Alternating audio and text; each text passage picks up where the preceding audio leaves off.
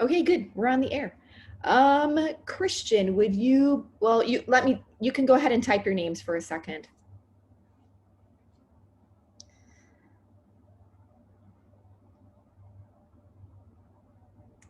And then Christian, would you be willing to open us in prayer this morning? Yes, ma'am. Let's pray. Lord, thank you for this wonderful day that you've given to us. Give us a sound mind to learn something in basic musicianship. Bless our teacher and guide her. And Lord, give us a teachable heart and right spirit and use us for your own glory. Forgive us for all our trespasses and our sins. In Jesus' name we pray. Amen. Thank you. Thank you for that. Okay.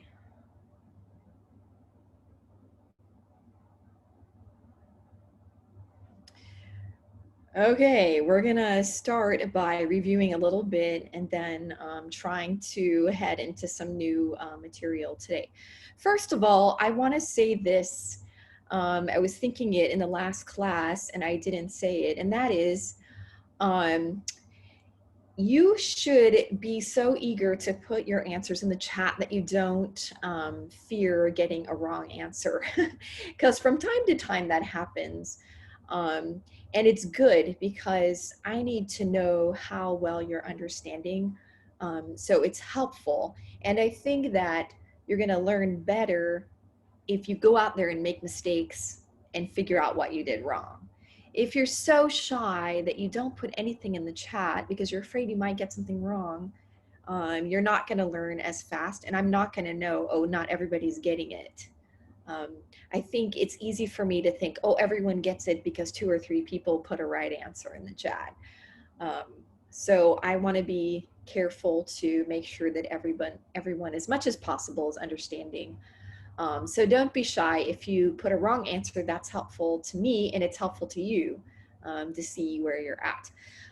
One thing that's sad about online teaching is that you don't get as much interaction among the students, because typically in the classroom, I pair students and then you can ask your pair, like, I don't understand this, and they can explain to you.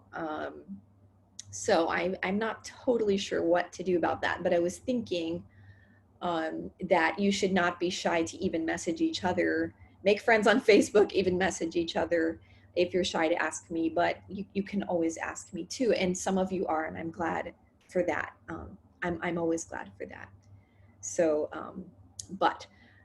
yeah, so we'll just keep working together, and I'll do my best for everyone to understand. Do you see how music theory is a little bit like math, where you learn different concepts and then they build on each other? So if you miss something back here, you're going to be totally lost here. So you really, for example, have to know the key signatures well as we go into intervals. That's hopefully at the end of this lesson. Or like note values in order to start analyzing time signatures, that kind of thing. So it's sort of important that you learn as we go each thing and master it, so the next one won't be too hard. So that's sort of what I'm thinking. Okay, right at the end of the class, Twang asked a question in the chat and then I never answered it. And then after I had ended the class, somebody else also texted me the same question. And they said, can you please explain measure 4 one more time? So the only thing I was saying about measure 4, well, for one thing, I think some didn't understand that in this worksheet, there are some measures that are actually fine. There's no problems in them. There's only some rhythm mistakes in a few of the measures. For example, measure 1 already has 3 beats. You don't need to change anything. You just copy it exactly as it is down there. So I was just giving this tip, and if it doesn't help you, you can forget it. But if a good music printer will be thinking in terms of beats also. So this person, whoever printed this line of music, they stemmed this beat by itself. They stemmed this beat together. So these have a flag that tie these 2 notes together. So this is one beat, and this is one beat, and it's all flagged together. they could have made this an eighth note with a flag like this, right? But instead they put it connected to this. So in a way, it helps us visually to see right away, okay, that's 3 beats. I see this group, this group, this group. And a lot of times you'll see like 4/16 all flagged together. And that helps us to see, oh, it's 1 beat. That's all I was saying about that. So if you don't understand it, you can still get the homework right. It was just kind of a thing I said, and I think it was sort of hard to understand for some reason. So anyway, so that's that answer to that. Okay. Now we're gonna think back through this whole diagram again. You're all on mute, but I want you to say out loud, what is the upper number? If it's simple meter, it's gonna be 2, 3, or 4. I want you to say out loud, ready, go. 2, 3, or 4. I should see your mouths at least pretending to move, so I think you're saying it. Ready, go. 2, 3, 4. I'm treating you like your little kids, but you'll thank me later. Because right away when you see the meter, you need to decide, is this one simple or compound? Because there's going to be different rules for how you're going to figure out the unit and the division, if it's simple or if it's compound. So in this case, simple meter, upper number is 2, 3, or 4. Okay, and then the lower number in the time signature tells us the beat unit. So for example, in 2/4, the lower number tells us the unit. The 4 symbolizes quarter. So we know the beat unit is quarter. So the quarter note is the beat unit. The beat division, we take the note, which is a quarter note, and we divide it in half. Now it makes 2 eighth notes. So the beat division is eighth note. So that's simple meter. When we say how many beats are in a measure, we're talking about beat units. It's just another term just to make it confusing, if you want to know the truth. It's what you already are thinking, that the upper number is going to tell you how many beats are in the measure, but it's just a confusing way of saying it. It's a beat unit. So I'm about to quiz you to see if you can remember it. Let's see, how should I do this? I bet if anybody will put something in the chat. I don't know why I can't open the chat very easily. It just drives me crazy. Okay. What are the 3 numbers that you'll find as an upper number if it's simple meter? What if I do this? All the boys put in the chat, what are the 3 numbers you'll find as an upper number if it's simple meter? Yay, my chat opened. Yay. Okay, we have smart boys. Good. So remember, I just had you say it out loud. 2, 3, or 4 should be the upper number. Okay. How do we find out the beat unit in simple measure, in simple meter? In simple meter, how do we find out the beat unit? Where do we look to find that out? Girls.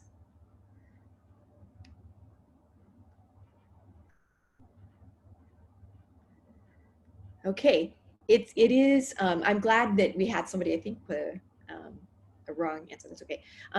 It is the lower number. So if we look back at our little chart, unit, the lower number of the time signature. So the 4 tells us what the unit is gonna be. So for example, in 3/8, what is the beat unit? Anybody can type. Yes, good. So it's just the lower number. That's the beat unit in simple meter. Okay, how do we find the beat division? The beat division. Yes, okay, so Twang is getting ahead. So he's saying, oh, if it's 3/8, then we take the 8 and we divide it in half. Yes, half of the beat unit. Good job. Yay, hopefully you're understanding. So we're dividing the unit in half. So I guess you could say you double the number. If it's a 4, it becomes an eighth. If it's an eighth, it becomes 16th. If it's half, becomes whole. No, what am I saying? becomes a quarter. Sorry, half, that one you don't double, becomes a quarter. Well, two becomes four, okay. How do we know how many beats there are in a measure for a simple meter? How many beats in the measure? Anybody can answer that one. Yeah, so we're gonna go back to the upper number, and that's how many, like, for example, 2, 4, there's gonna be 2 quarter notes. So there's 2 beats in a measure. This is kind of what we all learned when we first started learning music theory, and that's kind of obvious. The problem is we need to keep that separate from compound meter, because that one we'll figure out in a different way. So that's what's a little bit confusing. Okay, if you want, you can get out this homework, worksheet 28. Worksheet 28. We started working on it in class last time. So if you can pull that one out, have it ready. Okay, we're gonna back up to here. Okay, in order to tell, is this duple, triple, or quadruple? Oh, before I do that, let's do this. In compound meter, one thing we can tell right away is that the upper number is not 2, 3, or 4. Now it is 6, 9, or 12. Okay, so compound meter, 6, 9, or 12. Those divide into groups of 3. They're numbers that divide into groups of 3. So I want everyone to at least lip sync and pretend to be saying that out loud when I tell you. Okay, say the upper numbers with me. Ready, go. 6, 9, 12. One more time. 6, 9, 12. Some of you are like, because you don't want to be seen talking to a computer, but that's okay. So in compound, 6, 9, or 12. And then the first thing we do is we look at the upper number and we say, how many times does it divide by 3? And that's how we can tell if it's duple, triple, or quadruple. Okay, so if it is 6, 8, boys can put it in the chat, and you should hopefully be able to read my slide and tell me. If it's 6, 8, is it duple, triple, or quadruple? Yes, and if you can read on my PowerPoint, you can see my examples right there. So you divide, 3 divides into 6. 6 divides by 3 2 times, so it's duple. Okay, what if it's 9, 8? Girls, 9, 8. Is that duple, triple, or quadruple? Good. Yay. See? Can I say the girls are smart? Okay, so so 9 divides 3, 3 divides into 9 3 times, so it becomes triple. What about 12, 8? Anyone? Anyone? Yay. Okay, so 12 divides by 3 4 times. So looking at the top number, we say it's compound meter if it's 6, 9, or 12. And then we look at it and say, how many times does it divide by 3? And that's how we tell if it's duple, triple, or quadruple. These are a lot of terms. Actually, just before I came up to teach this class, I was thinking, I wonder if they remember that in our first class, I told them that in every time you learn a new science or art or something, you have to learn all the terms for it. And that's like half of the battle. It's just learning that's the name for this and this is the name for that. And when I see that, I call it this. It sounds like it should be simple, but it's not always simple. So good. But anyway, you're getting it just fine. Okay, now we kind of stopped here-ish. Oh dear me, I can't move this. Okay, anyways, here's the tricky thing. Let me see if I can move this. Okay. In compound meter, it's easier to start by asking yourself, what is the beat division? Because the beat division is the lower number already. So instead of in simple meter, it was the beat unit. The lower number was the beat unit. Already it's divided in the compound. It's already divided for you. So the beat division in the time signature is the lower number. So in this case, in 6/8, it's the 8th note. That's the beat division. And the way I find the beat unit is I multiply 8 times 3, and I say, what note would equal 3/8 notes? And I come out with dotted quarter. 3/8 notes would be a dotted quarter. So the beat unit is the dotted quarter. So it's like we were taught when we started reading music to count every single note. 1, 2, 3, 4, 5, 6. And what this is trying to do is show you how to group things when they're divided by 3, so that you have a different term now. You'll say the beat unit is 3 times the beat division in this case. And then when we say this question, how many beats are in a measure, you're going to refer to the units, not the lower number in the time signature, but the unit of the 3 beat divisions put together. So how many beats are in a measure, you say, oh, how many units are there in a measure? So in 6/8, there's a group of 3/8 and a group of 3/8, and so now there's 2 units. So you would say in 6/8 time, there are 2 beats in a measure because it's referring to the unit. Okay, so I thought that was super confusing when I taught it last year, and a lot of students didn't understand it. So I made this awesome chart for you, and I thought you should thank me and you should take a screenshot of it immediately. Because I thought, yes, I hope you can think through it, but in this case, you could even memorize if it was confusing to you. So I made you this little chart. It took me like crazy long time, so you can thank me, send me cookies or pizza or something. Happy Meal.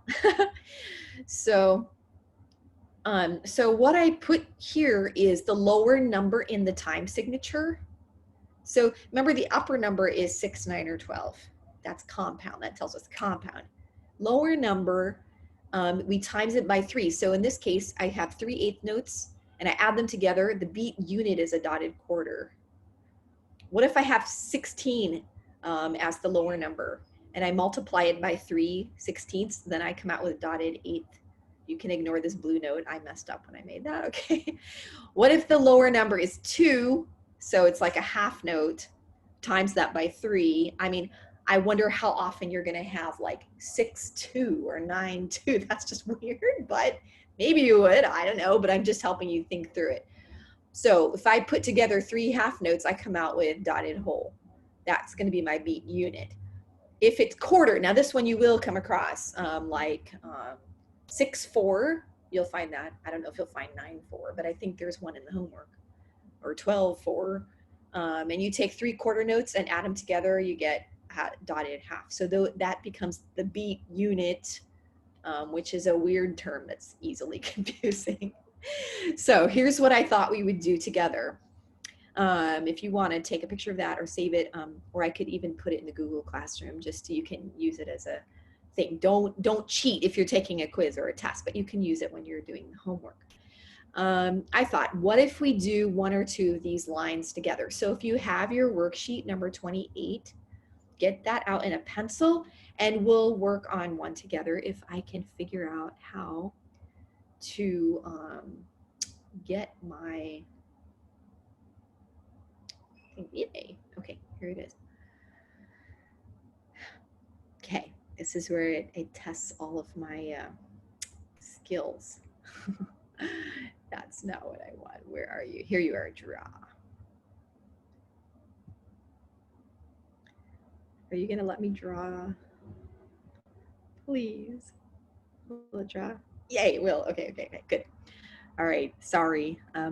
Yeah, you guys should give me a failing grade. Okay, so we have here 9/8. And who can remember, what question do we ask to answer the question, duple, triple, or quadruple? Do we look at the lower number or the upper number to answer that question? Anyone can put it in the chat.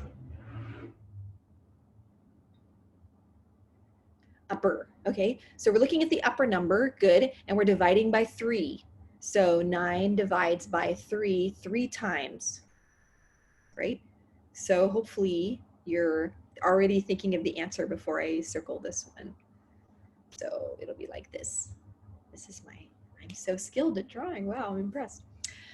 Okay, so for me, it's easier in compound to ask myself, what is the beat division first? This is a weird way of saying it, division unit. Um, because that lower number is already going to tell me the division. I already gave away the answer. So if 8 is the lower number, then let's see if I can, you could write the number 8 and TH, but I'm going to try to be super artistic. Wow, guys, you can frame that and hang it up in a museum somewhere. That's my art today. So that's the beat division. The beat division is the lower number in compound meter. It's the lower number in the time signature. Okay, so the unit, remember what we did to figure out the unit? We're going to multiply by 3. Remember this?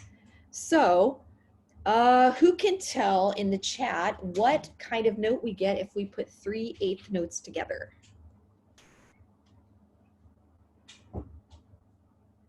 Yay, Missy has it. PJ has it. Yay.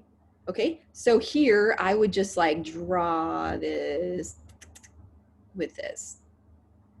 Okay, so that would be a correct answer, or if you put it in words, I would take that too. Dotted quarter, could write it out.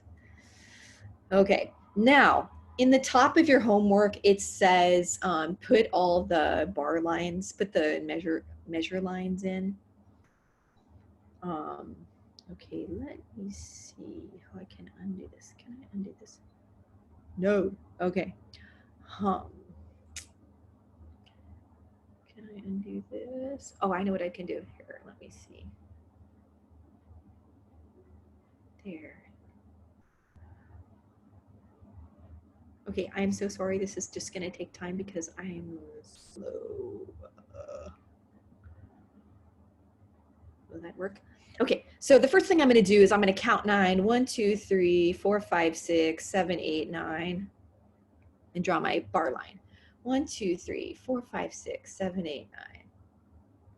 I hope you're thinking faster than me so you don't waste my, so I'm not wasting your time. 1, 2, 3, 4, 5, 6, 7, 8, 9.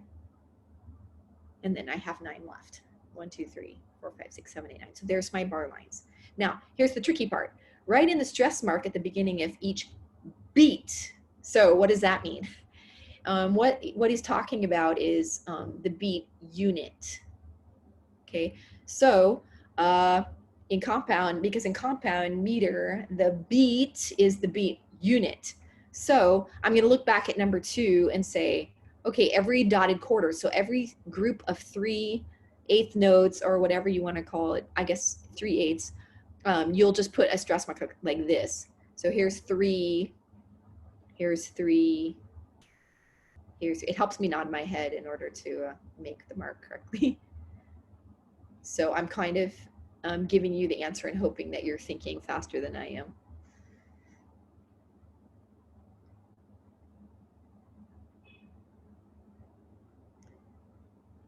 Should we call it stress mark because it stresses us out?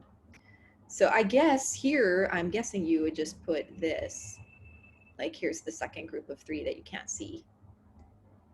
So how was it? Did that feel confusing and like a lot of information? Are you guys still with me? Are you alive out there on Friday? Okay. All right.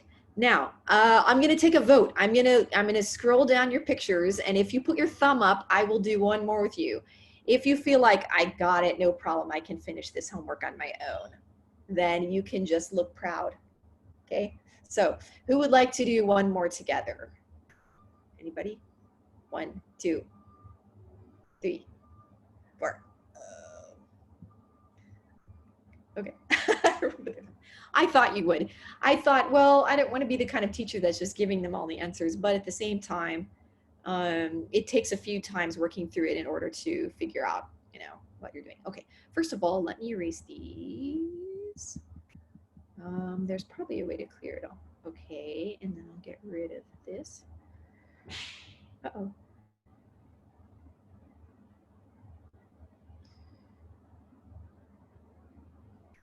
Come on. Here. Okay, well, at least we can start talking until my little menu doesn't show up when I need it for the drawing. Come on, menu, go appear. Doesn't want to appear. Oh. Okay, I'll just do this. So we're looking at 6-4 now. So when we're figuring out if it's duple, triple, or quadruple, we're going to divide a number by 3. You can just see right there that there's only one number that divides by 3 anyway, so it's kind of obvious which one we're going to divide by 3, right? So we'll divide the upper number by 3. So what did you circle? Duple, triple, or quadruple? Who can put it in the chat?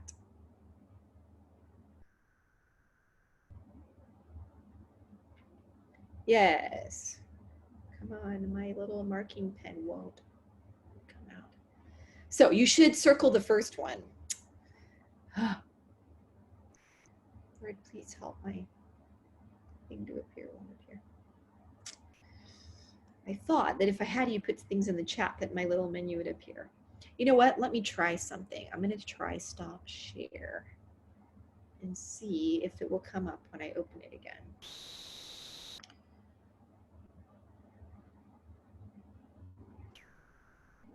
Yay, okay, it appeared, Okay, we're good, people.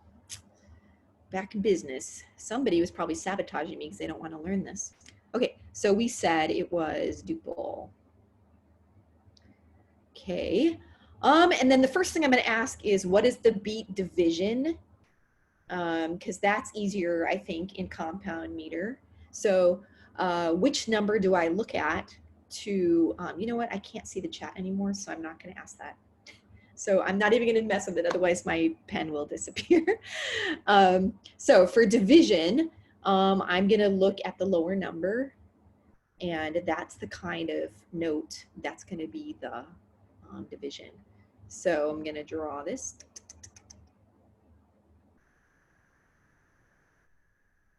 Okay, so in compound, we're going to ask the division first, and then we're going to take that division and we're going to multiply it by 3, okay, to find the unit.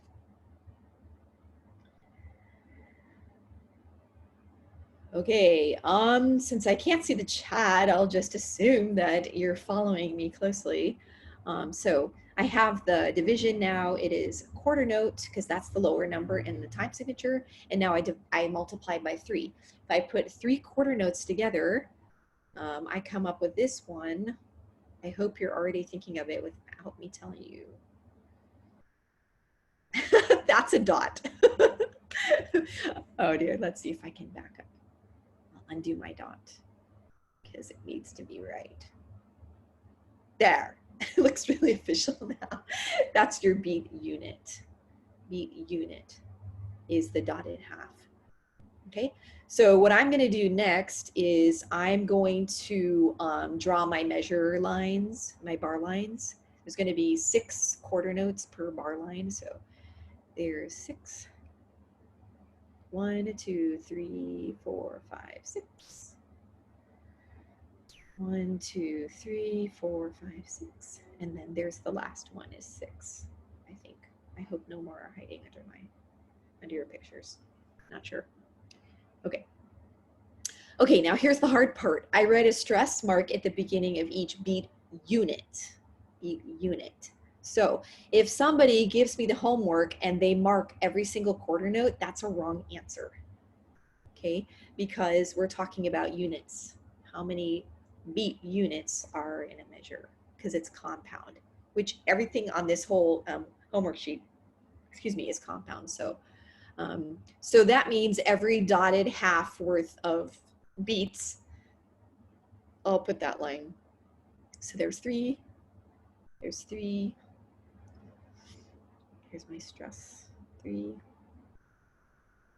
3.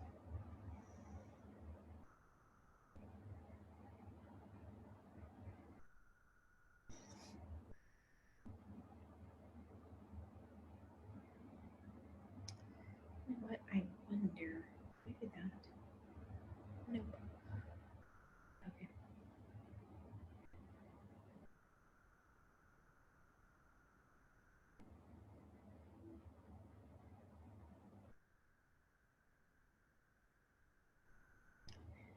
Yeah, it looks like everybody's copying furiously, so good.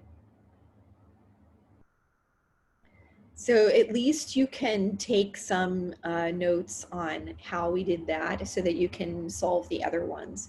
You can also look back on the chart that I made where you can find the beat division or the beat unit.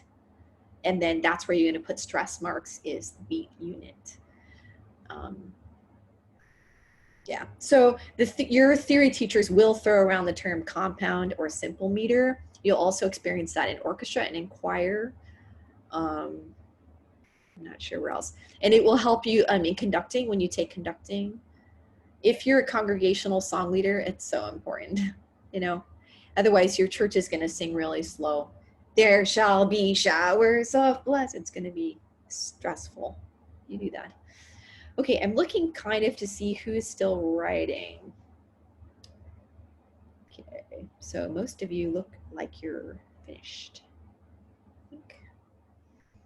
Okay. Yay, good, because I need to start in on the next concept. Otherwise, I'm going to be one lesson behind still and lose my job at BJMBC. Bah. Okay. Okay, so if you didn't get it all, you can take a quick screenshot right now, or you can message your classmate, or you can message me, or you can think it through and figure it out yourself. Okay, all right. Yay, okay, everybody turn in your, whoops, I have to turn this off. Textbook to page 44.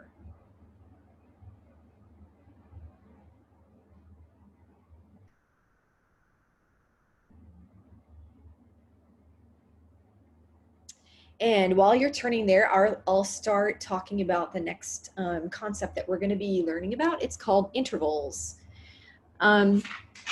You probably never knew this, but did you know there's a name for how far apart two notes are from each other? So it's like if you're building something, you'll figure out exactly how long a board should be in order to fit in a space. Or if you're sewing something, you'll need a certain length of fabric. And music is like that, where different intervals make different sounds. Oh man, I should have taught by the piano today so I could play some different sounds, but you're already hearing them in sight singing. You probably have started hearing like thirds, fifths, octaves, I'm guessing. I don't know if you are. Because they have different sounds together. It's not just that. In a composition class I took in graduate school, the teacher would always talk about what intervals he used in the melody for certain words. Like if he wanted the word to sound frightening, he would use an interval that sounded scary, like major 7 or like something. Anyway, I'm getting ahead of myself. But also when you hear different intervals together, some sound beautiful and some sound more, I'm not sure how to say it. They hurt your ear. Some intervals kind of hurt your ear. So you need to be able to name that distance perfectly, and there's an exact name for every one. So your theory teacher will often say, down here we'll have this major third, or we'll have this perfect fourth here between the tenor and the bass. But we can't move into another perfect fourth in the next chord, or else we'll break a rule or something like that. So we're going to start practicing how to name those distances. Okay, so one thing you'll just have to memorize right off the top is this. Some intervals are called perfect, and some are called major or minor. So these intervals are always called perfect, fourth, fifth, or octave. So you'll just have to memorize that. And in fact, on your homework, if you put major 4 or major 5, I'll mark it wrong because it has to be called perfect. Perfect fourth and perfect fifth. And I should have asked my sister for a good way to explain to you why we call certain intervals perfect. And it's absolutely fascinating, actually. I don't know if any of you are familiar with the Overtone series. anyway, it's this mind-blowing thing about sound that people who study sound talk about and know about. It's, you know, like every part of the world that God made, it's amazing, it's deep, it's mind-blowing. Because there's this series of notes where certain notes, when they're played together, will excite the sound waves. And if they're perfectly in tune, another note will appear. Like you'll hear another note that's not being played. It's so interesting. I heard it one time in my life. I was sitting in a choir concert, and I thought, and it just took my breath away. There was a moment when every single person in the whole choir sang this chord in tune, and it was just indescribable. And afterwards, I thought, well, maybe it was just me. And then the guy who was the conductor, he was one of my teachers, and he said, "Did anyone notice last Friday in the choir concert that during such and such song, we hit a perfectly in tune chord and the overtone appeared?" And I was like, oh, I heard it. I was one of the people that heard it. I was so excited about it. Anyways, there, and I know I'm getting way off the subject, but it's so fascinating to me because my sister took a class when she was studying for her master's where they studied sound, and they found, and if you look on YouTube, you can find videos of this, I promise you, that they would put, it was either salt or it's some kind of like thin powder, like maybe baking powder, on a speaker, like an electronic speaker. And when they played certain notes, the powder would go into a pattern because the sound wave of that note would excite a pattern in the powder. It's amazing. I'll try to look up what you could Google on YouTube, but you can see different experiments with it, and it's kind of like a snowflake. Like they make different patterns. It just shows you this incredible order that God made in the world that we don't appreciate because we just hear sound and that's it. We have no idea what's happening in the sound waves that we can't see. That was a total side point. It was totally free. You can pay me later for saying that. Okay, so all that to say that's the reason why some intervals have a certain name and some have a different name. So it has to do with the overtone series and how certain intervals are perfect. I'm not in how their sound waves carry, but that's all I can say. I'm not any more advanced than to tell you that. But every musician knows that we never say major or minor fourth or fifth or octave. We always say perfect fourth, perfect fifth, and perfect octave. And then the other intervals, second, third, sixth, and seven, are either major or minor, or we'll learn about the other ones later, but we won't worry about it right now. Okay, somebody sent me a text after last class and said, what is a scale degree? I should have made a slide of it. What I mean by scale degree is, here is this D major scale right here, right? I would call this one scale degree 1. The E is scale degree 2. F sharp scale degree 3. Scale degree 5. You'll hear that term. I'm sorry that I just threw it out without explaining it. So that's what I mean by scale degree. But we also have names: tonic, supertonic, median, subdominant, dominant, so on and so on. But sometimes the teacher will say on scale degree 6, blah, blah, blah. Okay, so the way we measure the distance between two notes is you really, really have to remember your key signatures. So, for example, if your interval is D going to E, then you can ask yourself, in the key of D, these notes are, or another way to do it is to count how many apart they are. So we count the first note and we count the second note, and we say, this is a second. D to E is a second. We count this note and this note. D to E is a third. 1, 2, 3, it's a third. D to G is fifth, but it's not major or minor, it's perfect. 1, 2, 3, 4, 5. D to A is perfect fifth. D to F, perfect fourth. D to B, major 6. D to C sharp, major 7. D to D, perfect octave. So, but here we have this major scale. So if it's not perfect, If it's not a perfect interval, then it's considered a major interval because you were counting from the bottom note to that note and it was in the major scale. So I don't know if I want to confuse you with this already, but I think I'm telling you a lot. I have 8 more minutes. Keep focusing. So let's quiz you. What is the distance between D to F? Who can put in the chat? What would be the distance between, sorry, D to G? D to G.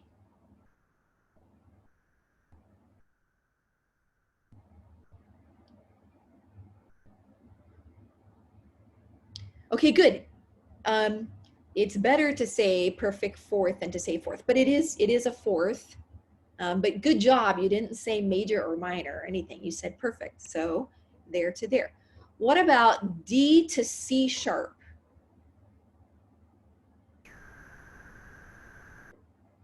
Can anyone put in the chat? What is the distance? Yes.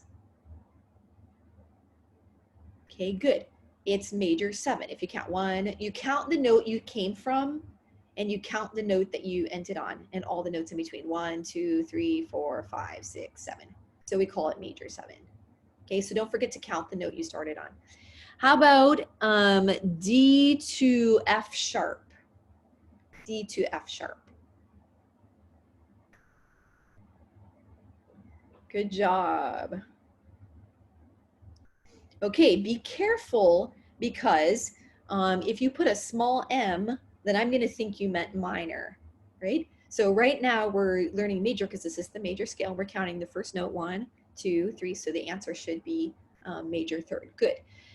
This is what I'm throwing a lot at you in one day, but this is why I keep pointing out to you that it's a major scale, because if you find this interval, D to F natural, D to F natural, then you'll think, okay, in a D major scale should be F sharp. Therefore, that F sharp was lowered a half step, and so I would call that minor third, because the interval has been squeezed smaller, becomes minor. So I'm counting from the bottom, the first note, 1, 2, 3, and I'm saying, is F, if it's sharp, then it's considered major third. If it's natural, considered minor third, because the F sharp was taken away, so it became smaller. Or let's say it was D to C natural. D to C natural would be minor 7 because it was lowered. What if it's D to B flat? That one's also minor. So it'd be minor 6. It just means that it got lowered by a half step from what it would be in the major scale. So you have to think right away from the bottom note, what would be in the key signature, and then if it's lowered from the key signature, it becomes minor. If it's what it is already, it's major.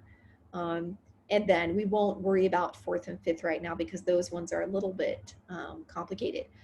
All right, we have 5 minutes. Can you get out this worksheet? So in your textbook, it says number 7. It's after your pages. It's not actually a homework. It's just kind of a drill sheet.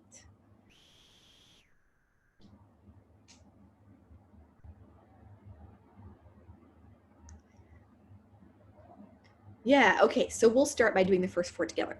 Hopefully you can find where this is. I wrote number 7 here on the top where it says date. I wrote that up there. You can find it nearest the end of your book. Hopefully everyone can find it. Oh dear, did I send that to you, Twang? No, but you already know everything? Okay, you already know everything, you don't need it, just kidding. Okay, so I need to send that to, you can work off the screen right now. Okay. Okay, so we'll do the first 4. We have 4 minutes. We can do 1 minute per thing. Okay, so the first question I ask, when I look at this first interval, I look at the lower note and I ask myself, okay, what sharps or flats are in this key? In the key of C, what sharps or flats are in that key? I'm going to make you think slowly with me. Uh-oh, I have a question. Sorry, let me answer this from Precious first. Will it also be minor if the notes become sharp? Okay, so That's different. So what I think what you're saying is, what if the note is raised? Is that what you mean? Okay, so we're not going to talk about that yet. Today we're just going to talk about major and lowering. And there is another name when it's raised. You're right. But I didn't want to be too complicated yet, and it's not on this sheet. So on this practice sheet, we're just going to do major, minor, and then perfect intervals, which would be fourth, fifth, and octave. Okay, so who can put in the chat how many sharps or flats in the key of C? I'm just going to see if you're awake. It's Friday. You should, yay. Good. You're thinking, you all get a happy meal for thinking of that. Good. Okay. So the good thing is, whatever distance apart this is, if it has no sharp or flat on the second note, then all I have to do is count the notes, and that's the name of the interval. See what I mean? I don't have to worry. Is it major, minor, or whatever? It's going to be major-ish. Okay. So I count the bottom notes, C, I count the notes in between, C, D, E, F, G. I come up with 5. Now, is that going to be major or perfect? Yay. Good. It's going to be perfect. So you're going to write P5, and that will be a correct answer there. I'm not going to get out my marking pen. Good. Faith got it. So on number 1, you'll write capital P and a 5. Okay. Now we're going to get tricky. Key of E. Key of E. Is this flats or sharps? It's sharps. Good. And how many sharps?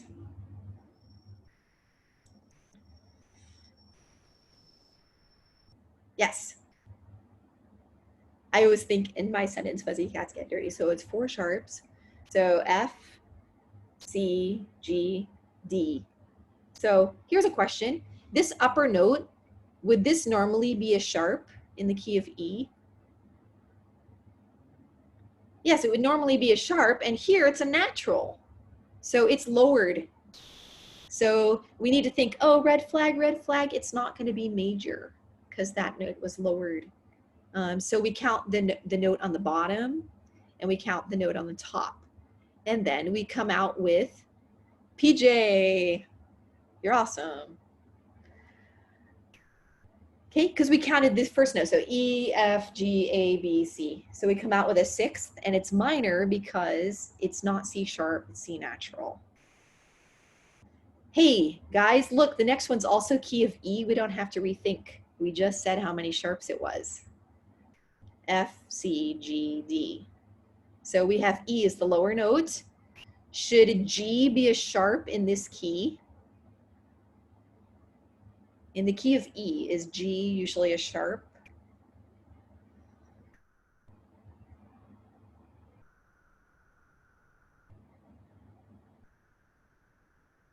So Christian made his vote, Twang made his vote. Are they right? Is it minor third?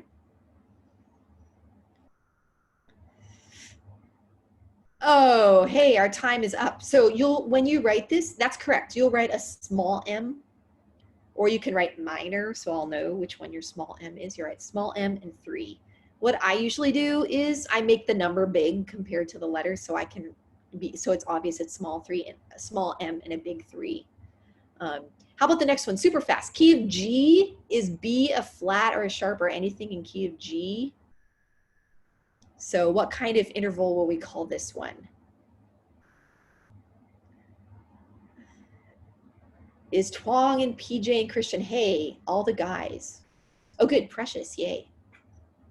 Okay, so we counted the lower note, notes in between, upper note, and it's a third. B is natural in the key of G, so we called it major third. Okay, I'm gonna say work through this sheet, but I'm not gonna take it as a homework you turn in. Bring it to class next time, and I'll quiz you in class, and I'll say things like, Twang, what did you get for 19? Jessa, what did you get for 17? And we'll drill it more and talk about it. But can you go ahead and fill it out and have it ready, but you won't turn it in for a grade, okay? So I think that's all you need to know from me, and I think you have a guest speaker next Wednesday, so I'll see you on Friday. Okay, I'm already over time. I'm sad and terrible. Guys, thank you for enduring. I gave you a lot of information today, a lot. I take that back. You will turn in the compound and simple meter worksheet. You will turn that one in by next Friday, but not the integral one. I'll make sure that I list that in the Google Classroom. Okay, any other quick questions? Okay, great. Thanks, guys. See you. Thank you.